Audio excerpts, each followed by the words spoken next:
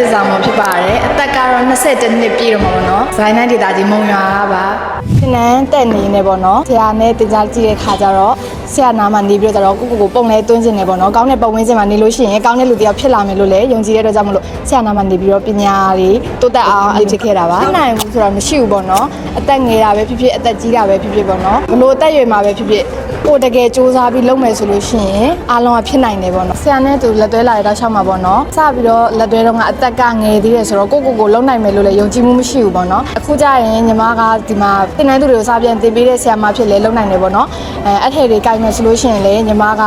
တည်တည်ချာချာဝတ်စုံတွေကိုင်နိုင်နေပြီပေါ့နော်ကိုယုံကြည်မှုရှိအောင်လည်းသင်ပေးတယ်ပညာတွေကလည်းအရင်ထက်စာလို့ရှိရင်ပို့ပြီးတော့တိုးတက်လာတယ်ပေါ့သင်တန်းသူတို့ကကြတော့ပေါ့နော်ကိုဒီဟာတွေကိုတကယ်တမ်းလုပ်မယ်ဆိုလို့ရှိရင်လုံးနိုင်ပါမလားဆိုတဲ့စိတ်လေးရှိရပေါ့နော်ကိုတကယ်တမ်းလုံးမယ်ဆိုလို့ရှိရင်လည်းဆရာကလည်းနားမှာရှိနေတယ်ဆိုတဲ့အတွက်ကြောင့်မို့လို့သင်တန်းသူတွေကိုပြန်သင်ပေးမယ်ဆိုလို့ရှိရင်လည်းဘလို့လူဆိုလို့ရှိရင်ဘလို့မျိုးနားလည်အောင်ရှင်းပြပေးရမယ်ပေါ့ဘလို့လူဆိုလို့ရှိရင်တော့ဘယ်လောက်ထိလိုက်နိုင်တယ်သူတို့စိတ်ထဲမှာဘယ်လောက်ထိတွေးတောတတ်တယ်အဲ့လိုမျိုးလူတယောက်ရဲ့ပေါ့နော်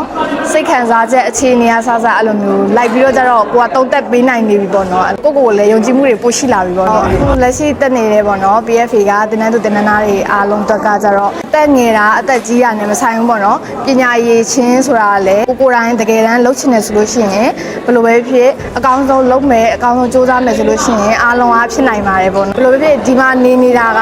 အတွေ့အကြုံအများကြီးရတယ်ဆရာနာနာမှာနေနေတဲ့အတွက်ကြောင့်ဆရာကအသိပညာပေးမယ်အသက်ပညာပေးမယ်အဲ့တော့ကြတော့ဒီမှာလာပြီးတော့လုပ်ငန်းအတွေ့အကြုံယူမယ်ဆိုလို့ရှိရင်ပေါ့နော်ကိုယ်တိုင်နစ်နာသွားတဲ့အရာလည်းတစ်ခုမှရှိမှာမဟုတ်ဘူးပေါ့နော်အဲ့တော့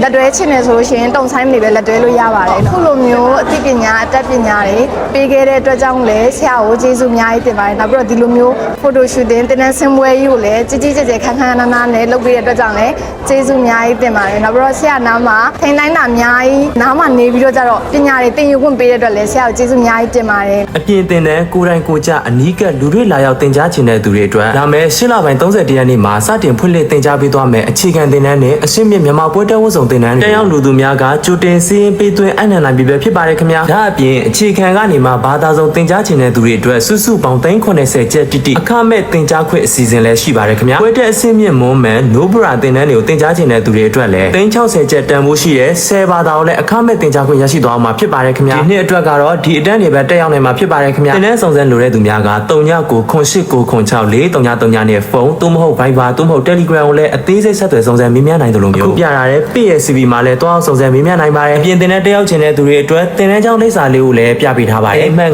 965တောင်အုတ်ကလာဇာနီအောက်ဖက်10လမ်း9ရပ်ကွက်မှာပဲဖြစ်ပါတယ်ခင်ဗျာအသက်မွေးအကြောင်းပညာရပ်ဖြစ်ဘဝရည်တည်ခြင်းသူတိုင်းအတွက် Professional Fashion App PFA တင်တဲ့ကြောင်းနေကြိုဆိုလိုက်ပါတယ်